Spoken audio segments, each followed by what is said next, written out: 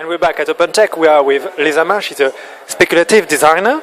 Have I got that right? Yes. And she's going to talk to us about Farmification. So, Lisa, maybe you can explain to us what is it about exactly.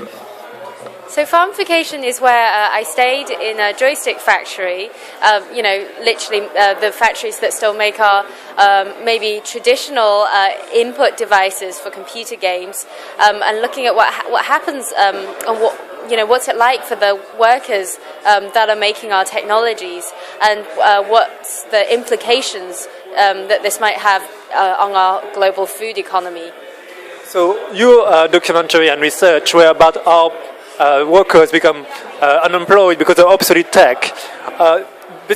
We are basically in charge of making sure they are working. So you're talking about alternative you explored. Can you maybe expand on this?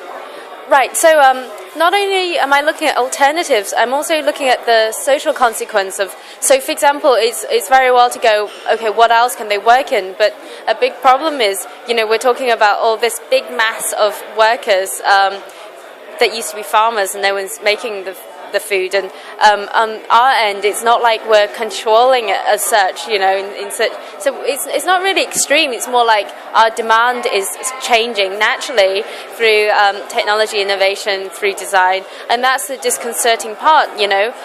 We do have these implications on these group of people that are making our foods, as well as what they used to do, which is so.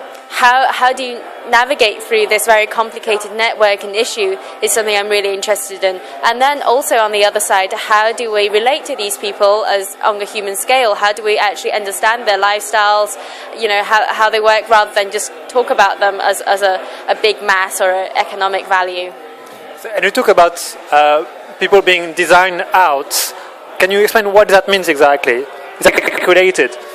Right. I come from a background, from design background, and and also going around in different technology conferences. I'm actually quite concerned with our lack of regard for the laggards. So normally I talk about how early adopters are always championed for just diving into new technologies, probably without a whole too much criticism, and then laggards are always sort of seen with pity and despise. These guys left behind. Today we've just heard another speaker saying that laggards are about to die or be wiped out. So there's actually a lot more learning we could get from these people, rather than for everyone to quickly jump into these boats of these features. So they're not necessarily digitally technologies that have this problem. Also with medical technologies, biotechnologies, also with our new systems.